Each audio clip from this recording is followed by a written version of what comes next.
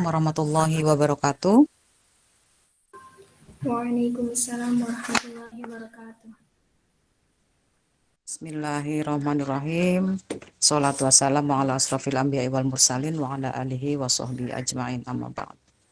Pada pagi yang cerah ini kita akan laksanakan seminar proposal atas nama saudari Siti Nur Ajizah ya, NPM 1811020018 dengan judul Tarkib, Wasfi dan Idhofi pada Al-Qur'an, Surah Al-Qalam dan perencanaan pembelajarannya.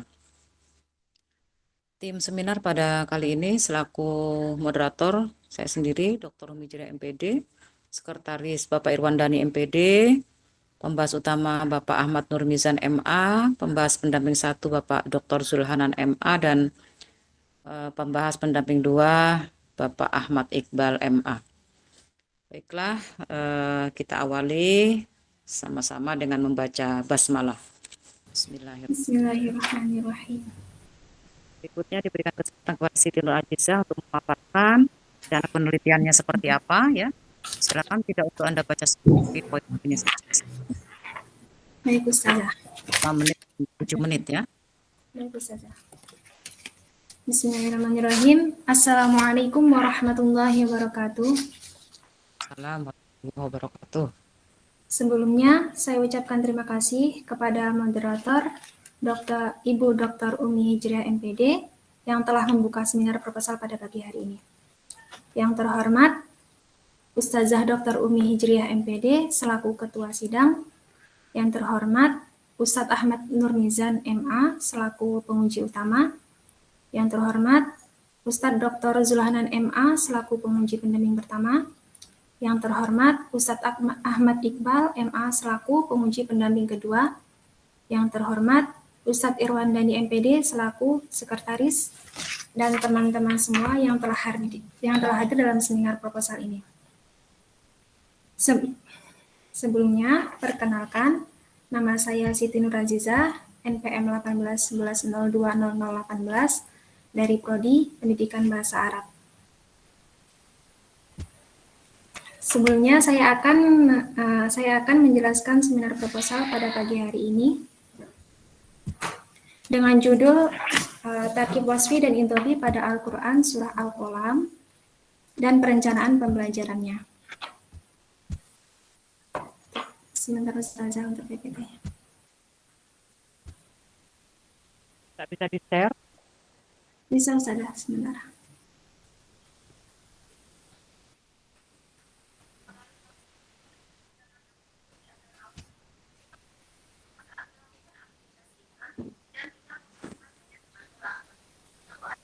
Sudah muncul Ustazah?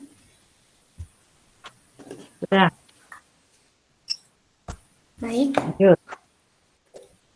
Untuk yang pertama, latar belakang masalah. Tarkib wasfi adalah susunan kalimat yang menunjukkan kata sifat dan sifati. Kata sifat dalam bahasa Arab disebut dengan na'at. Sedangkan isim yang disifati dinamakan dengan man'ut. Na'at adalah tabi yang mengikuti sifat maksudnya atau yang sering disebut dengan man'ut dalam hal rofa, nasab, dan jer, serta ma'rifah dan nakirahnya. Sedangkan tarkib idhofi atau susunan idhofah merupakan penggabungan dua kata yang berbeda makna menjadi satu kesatuan yang utuh. Idhofah merupakan penyandaran suatu kata kepada kata yang lainnya sehingga menjadi sebuah kata yang lebih spesifik. Kedua kaidah ini terbilang susah untuk dipahami oleh para santri yang baru saja belajar kaidah bahasa Arab karena mereka beranggapan bahwa kedua kaidah ini sama. Kesamaan ini dilihat dari segi banyaknya kata dan juga bentuknya apabila diaplikasikan dalam sebuah kalimat. Kebanyakan dari mereka masih kebingungan untuk membedakan kedua tarkib ini. Selanjutnya, rumusan masalah. Dari penelitian ini dapat diambil dua rumusan masalah, yaitu yang pertama, bagaimana bentuk tarkib wasfi dan idhofi dalam surat Al-Qalam beserta kaidahnya. Rumusan masalah kedua, bagaimana bentuk perencanaan pembelajaran yang tepat untuk mempelajari kedua kaidah tersebut. Yang selanjutnya, tujuan penelitian. Adapun tujuan penelitian dalam seminar proposal ini adalah yang pertama, untuk mengetahui lafadz yang mengandung tarkib wasfi dan idhofi dalam surat Al-Qalam beserta kaidahnya. Yang kedua, untuk mengetahui bentuk perencanaan pembelajaran yang tepat dalam memahami kedua kaidah tersebut. Selanjutnya, kajian penelitian terdahulu yang relevan. kajian terdahulu yang relevan di sini ada 3. Yang pertama, penelitian yang dilakukan oleh Tati Maturizkiyah pada tahun 2020 yang berjudul Majrurat al-Asma dalam Al-Quran Surat An-Naml serta metode pengajarannya bagi pelajar Indonesia. Penelitian ini merupakan penelitian kepustakaan yang di dalamnya membahas tentang isim-isim yang dibaca jar dalam Al-Quran Surat An-Naml. Di dalam penelitiannya ditemukan 135 isim yang dibaca jar, baik karena kemasukan huruf jar, idhofah, maupun tawabi. Sedangkan metode pengajarannya cocok digunakan bagi pelajar Indonesia adalah dengan menggunakan metode tahfidz atau hafalan dan metode mudzakarah. Adapun persamaan dengan penelitian ini adalah sama-sama mengkaji tentang kaidah-kaidah nahwu berupa kalimat isim di dalam Al-Quran. Sedangkan perbedaannya yaitu pada kaidah yang dianalisis, yaitu kaidah tarkib wasfi dan idhofi yang terdapat dalam surat Al-Qalam. Selain itu, perencanaan pembelajaran yang disusun dalam penelitian ini yaitu dengan menggunakan metode qawaid wa tarjamah. Penelitian yang kedua yaitu penelitian yang dilakukan oleh Muhammad Heri Suryadin pada tahun 2018 yang berjudul Na'at dan Kegunaannya dalam Surat An-Nur. Penelitian ini menggunakan penelitian kepustakaan yang di dalamnya membahas tentang bentuk-bentuk na'at dan penggunaannya beserta faidah dan na'at di dalam Al-Quran Surat An-Nur. Di dalam penelitian ini ditemukan sebanyak 29 ayat yang mengandung na'at hakiki dan berjumlah 34 na'at sabadi. Selain itu, di dalam Surat An-Nur ini juga terdapat 5 macam faidah dari na'at, yaitu faidah taudih, al-madhu, takhsis, tafdil, dan takkid. Terdapat kesamaan dalam penelitian ini, yaitu sama-sama mengkaji tentang kata sifat, yaitu na'at. Sedangkan perbedaannya itu terletak pada objek kajiannya dan adanya perencanaan pembelajaran yang dikaji dalam penelitian ini. Adapun objek kajian yang diteliti dalam Al-Quran, dalam penelitian ini adalah Al-Quran Surat Al-Qalam. Penelitian yang ketiga yaitu penelitian yang dilakukan oleh Ibnu Shalihin pada tahun 2017 yang berjudul Analisis Isim Alam dalam Surat Al-Hasyr dan metode pengajarannya. Penelitian ini metode penelitian kepustakaan yang di dalamnya membahas tentang bentuk-bentuk isim alam dan metode pengajarannya di dalam Al-Quran Surat Al-Hasyr.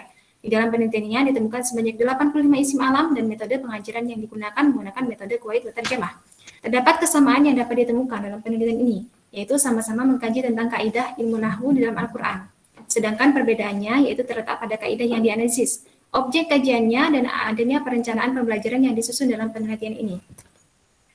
Lalu dari 3 kajian tersebut dapat diketahui bahwasanya penelitian-penelitian itu memiliki titik tekan yang berbeda dengan apa yang akan diteliti oleh penulis. Perbedaan penelitian ini terletak pada kaidah yang akan dikaji, objek kajiannya, serta adanya perencanaan pembelajaran dalam penelitian ini. Penelitian ini difokuskan pada kaidah tarkib wasfi dan idhofi yang berada dalam surat Al-Qalam dan perencanaan pembelajaran kedua tarkib tersebut. Selanjutnya yaitu metode penelitian. Penelitian ini merupakan metode penelitian kualitatif dengan pendekatan kepustakaan atau library research. Penelitian kepustakaan adalah penelitian yang menggunakan beberapa literatur, baik berupa buku, jurnal, laporan hasil penelitian terdahulu, maupun berupa catatan. Penelitian ini merupakan kajian teoritis yang dilaksanakan dengan menggunakan literatur-literatur yang berkaitan dengan penelitian yang diteliti, yaitu mengenai analisis tarkib wasfi dan idhofi dalam surat Al-Qalam dan perencanaan pembelajarannya. Sumber data yang digunakan dalam penelitian ini ada 2, yaitu sumber data primer dan sumber data sekunder. Sumber data primer merupakan sumber data yang langsung memberikan data kepada pengumpul data tersebut. Adapun sumber data primer dalam penelitian ini adalah Al-Quran dan buku-buku yang berkaitan dengan tarkib wasfi dan idhofi dalam surat Al-Qalam. Sumber data sekundernya merupakan data yang diambil dari berbagai sumber yang sudah ada. Adapun data sekunder yang digunakan adalah berupa jurnal, tesis, dan buku yang berkaitan dengan penelitian ini. Selanjutnya ada teknik pengumpulan data. Prosedur pengumpulan data yang dilakukan oleh penulis dalam mengumpulkan informasi adalah melalui dokumentasi. Dokumentasi adalah teknik pengumpulan data yang dilakukan dengan cara menghimpun dan mengkaji dokumen-dokumen. Analisis data. Teknik yang digunakan dalam analisis data ini adalah analisis data non-statistik, karena penelitian ini merupakan penelitian kualitatif sehingga tidak menggunakan angka. Analisis dalam penelitian ini menggunakan teknik analisis isi atau konten analisis, yaitu dengan cara membaca, meneliti, dan mentelaah ayat Al-Quran, surat Al-Qalam, dan beberapa buku terkait tarkib wasfi dan idhofi. Selanjutnya ada landasan teori. Yang pertama ada tarkib wasfi ataupun na'at. Menurut istilah nahwu adalah tabi ataupun isim yang mengikuti yang dapat menyempurnakan makna lafadz yang diikutinya dengan cara menjelaskan salah satu di antara sifat-sifatnya atau sifat yang berkaitan ataupun berta'alluq kepadanya. Yang kedua ada idhofah, yaitu menggabungkan 2 isim menjadi satu dengan cara memberikan faedah ma'rifat ataupun khusus. Yang ketiga ada perencanaan pembelajaran, yaitu usaha ataupun upaya yang dilakukan untuk mencapai tujuan yang melibatkan diri sendiri dan orang lain dari segi pembelajaran untuk meningkatkan minat belajar siswa dan mengukur keberhasilan dalam suatu pembelajaran. Cukup sekian penjelasan dari saya. Mohon arahan dari penguji sekalian. Saya ucapkan terima kasih. Saya akhiri. Wassalamualaikum warahmatullahi wabarakatuh. Saya kembalikan kepada moderator. Terima kasih.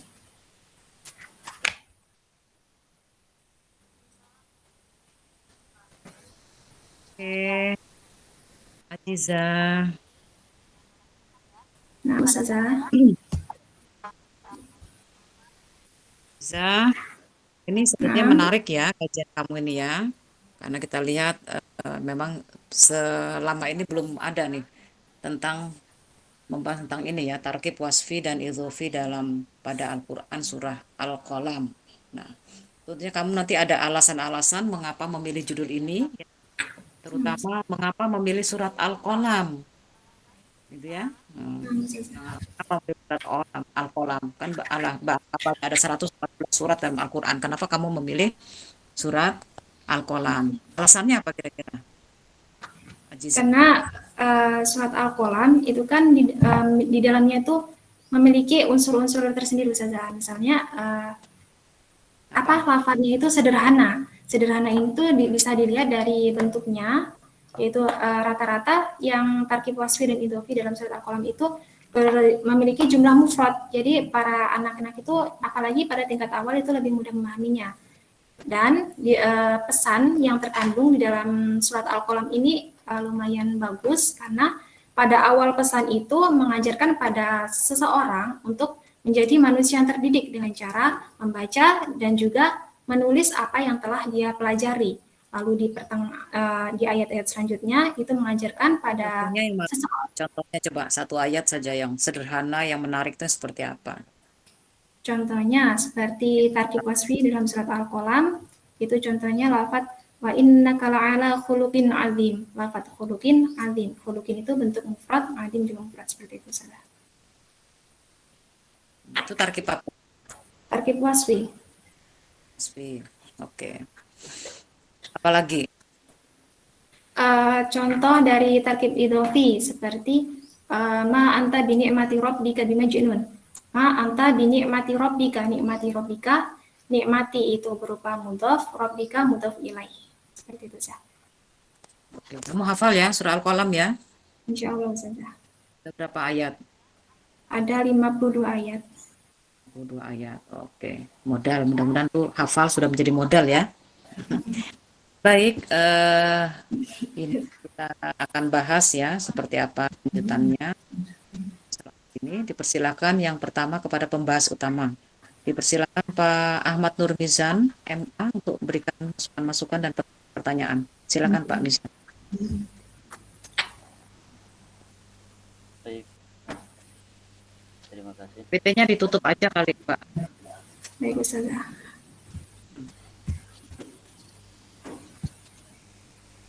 Terima kasih, Ustazah Mumi.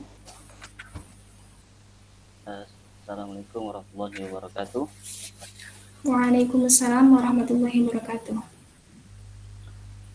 Baik, Siti Nur Azizah ya. Ustaz. Ada proposalnya. Menarik memang, kajian-kajian seperti ini mungkin jarang di PBA, tapi untuk di adab sudah sering saya melihat untuk judul-judul seperti ini. Mungkin bedanya di sini Siti memunculkan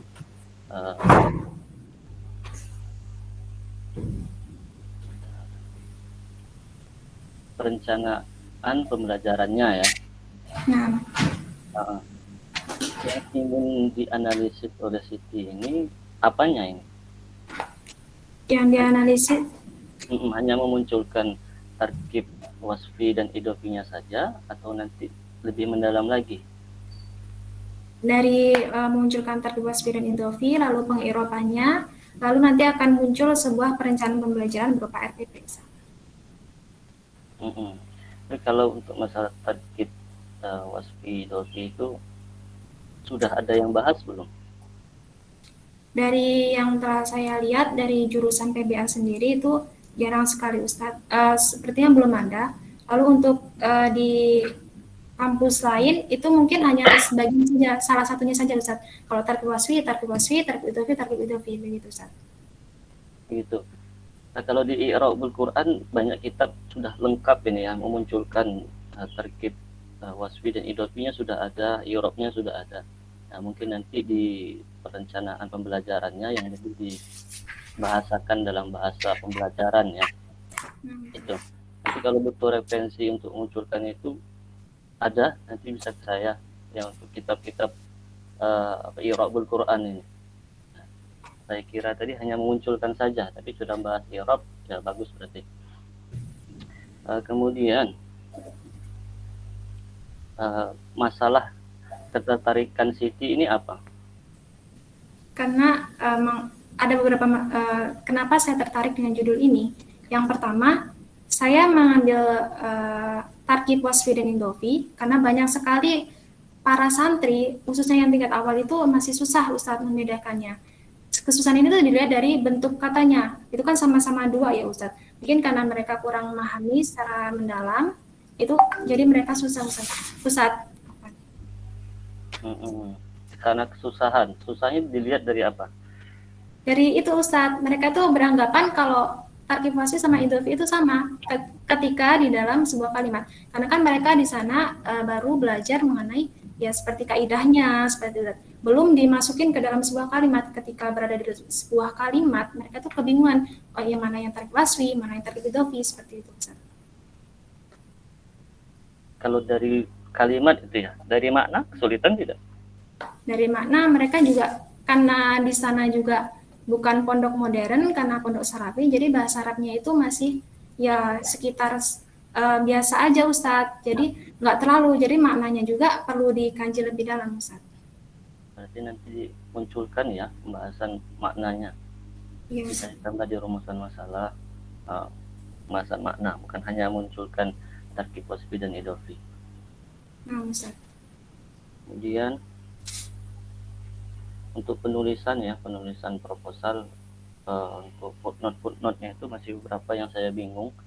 Halamannya masih kurang jelas, ada di halaman berapa? Nah Ustadz. Di halaman 5 itu. Bahasa coba halaman 5 Isna Wardatul Baroroh ya.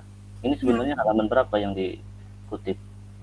Itu halaman 142 Ustadz. Kan saya menggunakan aplikasi Mendeley. Nah, di situ saya cantumin kan halaman dari bukunya itu. Halaman ini jurnalnya itu halaman 131 sampai 47 dan di sini ternyata muncul Ustadz. Jadi perbaiki ya. Saya bingung aslinya ini 142 atau 131 sampai 47. 142 Ustadz. Oke.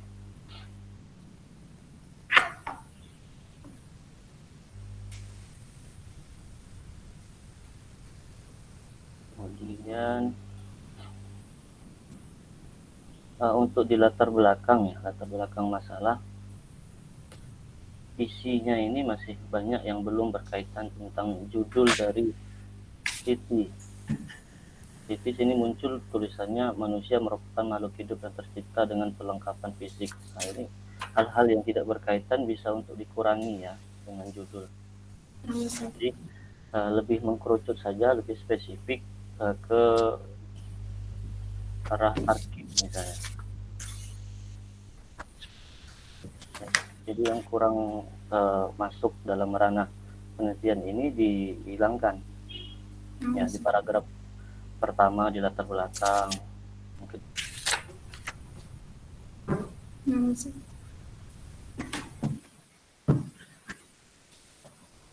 Belakang munculkan dari Al-Qalam itu sendiri, dari surah Al-Qalam, sehingga nanti bisa terlihat mana sih yang tarkib wasfi dan tarkib idofinya.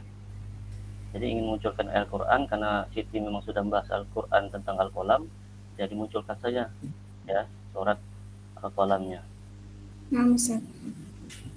Ada contohnya bisa dimunculkan juga. Ini sudah muncul ya contohnya. Pondok apa ini? Pondok Subul Salam ya. Hmm. Jadi Siti tertarik ini karena setelah melihat keadaan pondok Subul Salam ini, pondok apa nih? Ini pondok hafid Ustadz, tapi di dalamnya masih nggak semuanya hafid, ada yang ngaji kitab seperti itu Ustadz, kitab kuning.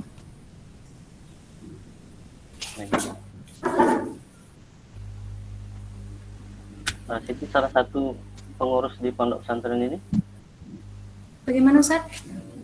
Siti salah satu pengurus di pondok pesantren Subul Salam. Bukan Ustadz. Bukan. Paham tentang pondok ini? Insya Allah. Pahamnya karena apa? Karena tinggal di sekitar pondok. Iya. Oh, tinggal di sekitar pondok. Jadi bisa menyimpulkan mereka kesusahan itu dilihat dari apa? Dari pengumpulan datanya. Saya telah itu karena adik saya mondok di sana, jadi saya wawancara adik saya dan beberapa teman-temannya dari adik saya. Terus saya coba ketika menggunakan Taqib Wasfi dan Indofi ini, mereka agak kebingungan Ustaz. Itu tadi ya, berarti dari bentuk dan maknanya ya yang dimunculkan. Nah, Ustaz. Jadi dengan analisis i'rabnya pula yang dibahas oleh Siti. Panjang ini nanti ya Siti ya. Semoga nanti ke depannya bisa berjalan dengan lancar. Amin. Oke, itu saja mungkin yang perlu ditambahkan tadi. Kemudian di latar belakang diperbarui ya, mungkin satu kalimat-kalimat yang tidak berkaitan atau tidak relevan dengan judul Siti itu bisa dikurangi. Nah, yang sesuai bisa untuk ditambahkan. Itu ya. Tapi kalau bagus juga kalau ada yang kata Siti tadi di tinjauan pustaka atau kajian pustaka terdahulu sudah ada yang menganalisis al-qalam tapi hanya sebagiannya saja. Nah, itu bisa diambil, ya dimunculkan. Yang tadi yang saya lihat masih surat-surat yang berbeda ya, tapi kalau memang ada yang al-qalam dimunculkan juga. Ya, nanti kita bisa membaca itu bisa melihat oh ini pembeda dari kajian terdahulu sebelumnya. Itu saja. Cukup ya. Ya, semoga proposal ini bisa berlanjut dan menjadi skripsi. Saya kembali ke moderator Ustazah Umi. Assalamualaikum warahmatullahi wabarakatuh. Waalaikumsalam warahmatullahi wabarakatuh.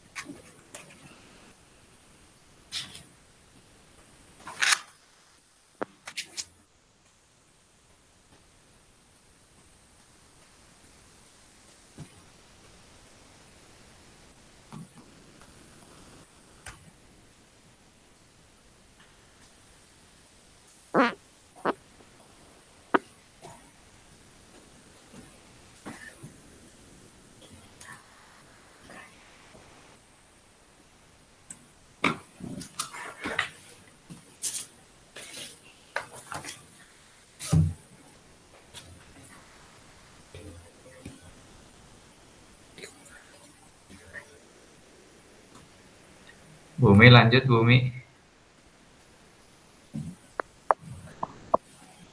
Apa langsung ke Ustadz Zul?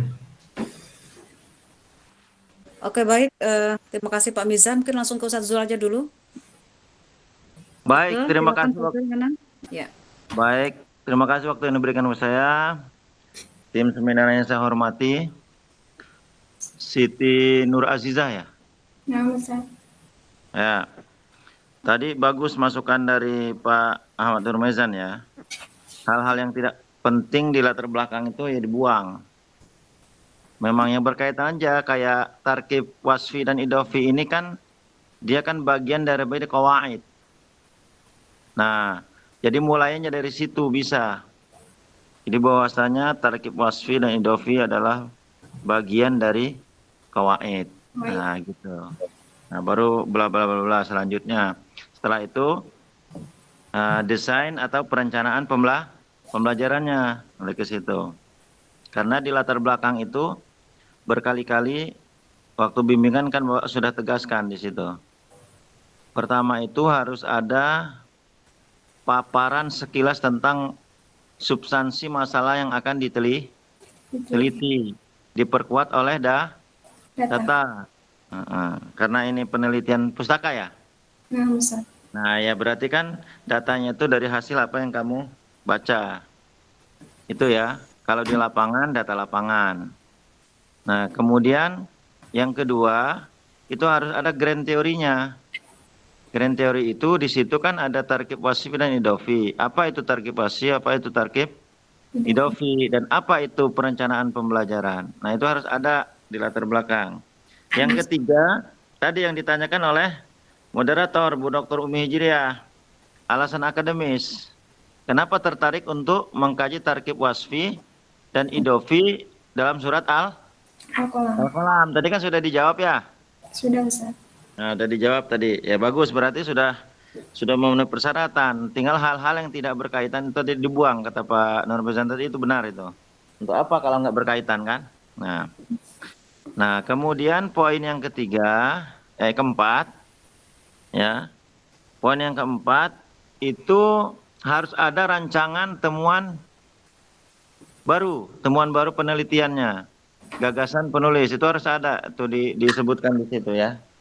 Nah, Ustaz. Rancangan temuan barunya. Nah, nanti kalau dia sudah disetujui menjadi skripsi, baru nanti temuan baru namanya.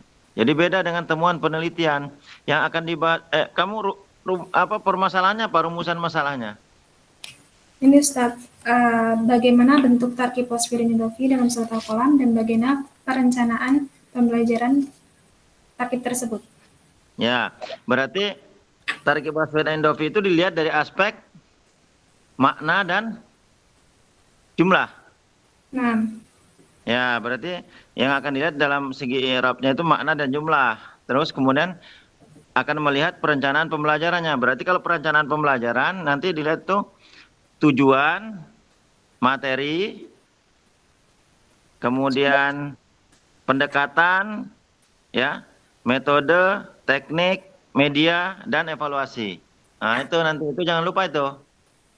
Kalau desain atau perencanaan itu yang akan dilihat nanti ya, yang akan dibahas di bab 4 terkait dengan tujuan tarkib wasfi dan idofi. Materinya juga tarkib wasfi dan idofi ya.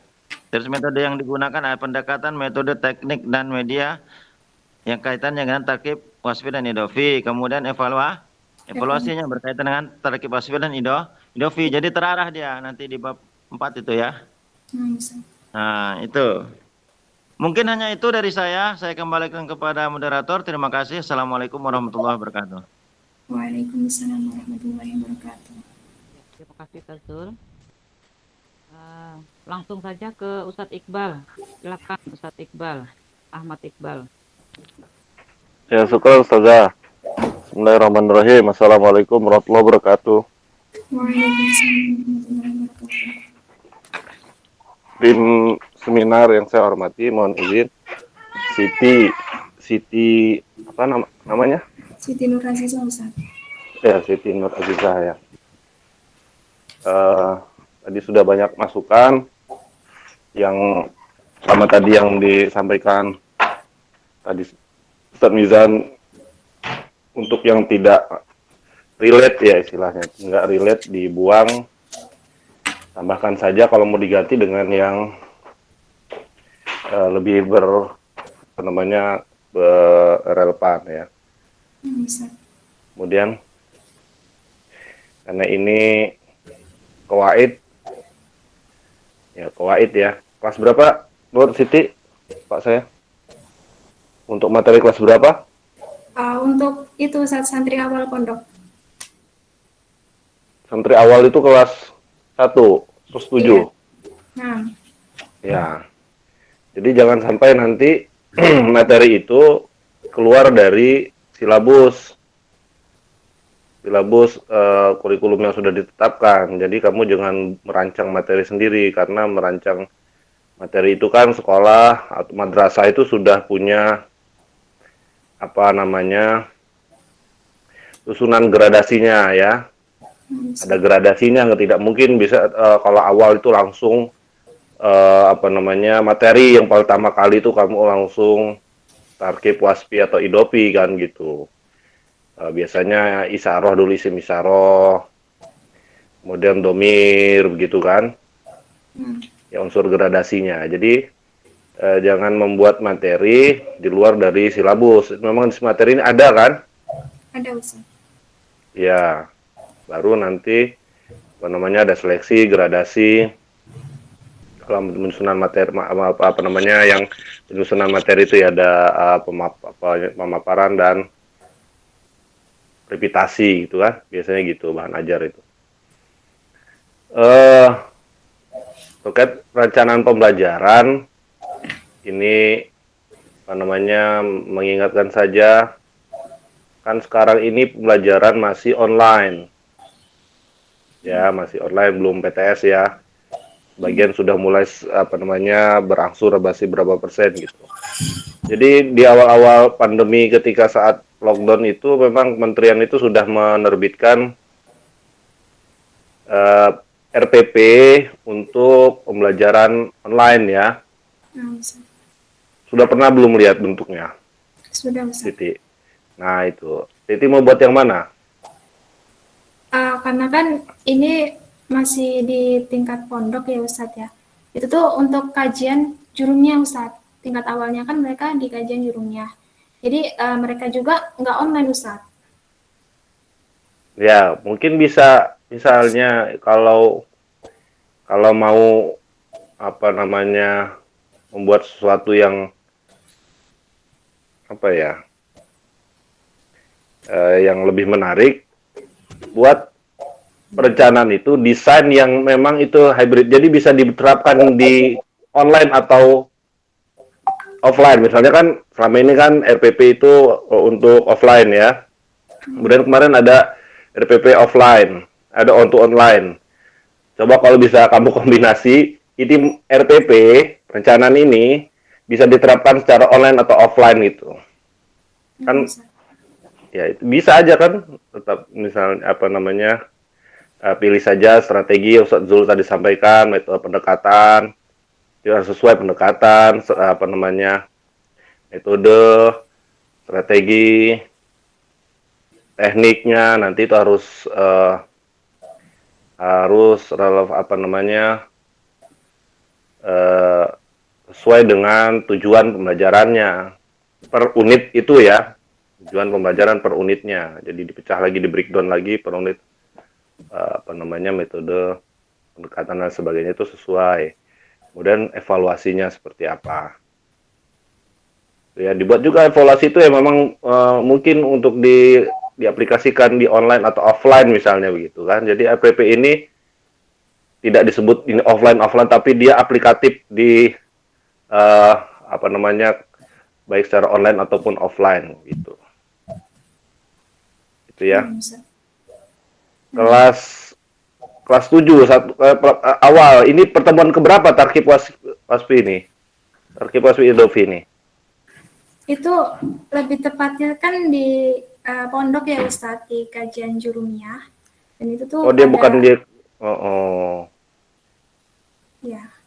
Ya kira-kira di jurumiyah itu pertemuan yang keberapa? Kalau gitu kalau dia bukan di kelas, dia RPP-nya harus benar-benar disesuaikan dengan kondisi di luar, bukan pembelajaran di kelas ya, bukan klasikal ini ya? Bukan Ustaz. Jurumiyahnya. Nah. Ya, jadi berarti desain pembelajarannya bisa lebih apa ya? Lebih lentur berarti kan, tidak seketat apa namanya RPP yang memang sudah ada pakem-pakemnya selama ini, meskipun boleh di apa namanya modifikasi ya, ada beberapa unsur yang harus tetap ada, misalnya tujuan, apa namanya KD, indikator seperti itu ya, evaluasi itu ya bisa bisa lebih fleksibel. Berapa lama satu pertemuan itu biasanya? Sekitar 1 jaman, Ustaz. 1 jaman, Iya. satu jam itu ya, untuk satu ya apa sih ngaji sorogan gitu ya, 1 jam. Nah, Berapa siswa, berapa santri biasa satu kelompok? itu berbeda-beda Ustaz. Itu kan sesuai tinggalnya Ustaz. Kan ada di lantai 1, lantai 2, lantai 3. Dan lantai 1 itu sekian, lantai 2 setiap kamar itu berbeda-beda Ustaz. Kalau di kelasnya, kamu sudah pernah ini belum, Siti, di kelas itu ada materi ini diajarkan di kelas berapa? Karena kalau gini, kalau dia ngaji jurumiyah itu biasanya ya itu qawaid wa tarjamah kan? Iya, Ya itu aja karena dia bacakan gitu kan. Pernah nggak ngaji seperti itu? benar Ustaz. Kalau saya dulu ngaji ibu seperti itu sama Ustadz Zulhanan, tutorial istilahnya gitu. Ya gitu, dia Ustadz baca gitu kan, bacakan, artikan atau langsung coba praktekkan dalam beberapa, kalau misalnya tarkib waskib kalimat seperti itu. Dia karena memang ruhnya ngaji itu adalah kitabnya, ya dia memang nggak bisa terlalu banyak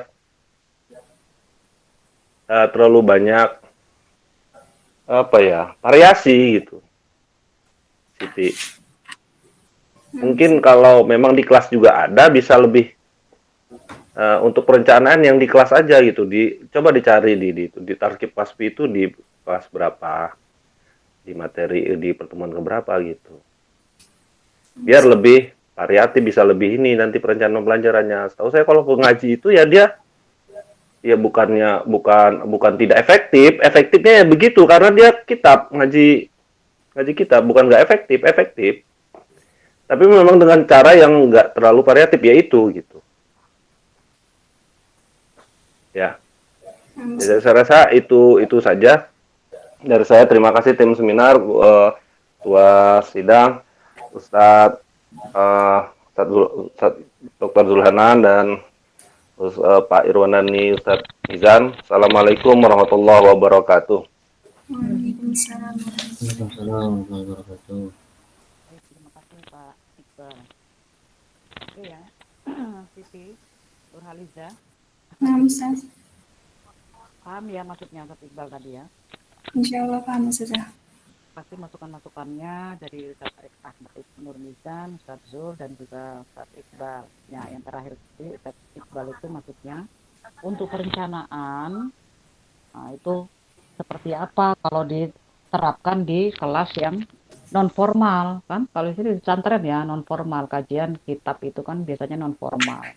Itu memang saya juga mungkin sepakat ya kalau pada aspek perencanaan itu berarti ini harus dilihat pada kelas yang formal lah gitu ya. Kelas yang formal di kelas ada nggak, pasti ada lah ya pembelajaran qawaidnya, Ada Ustaz.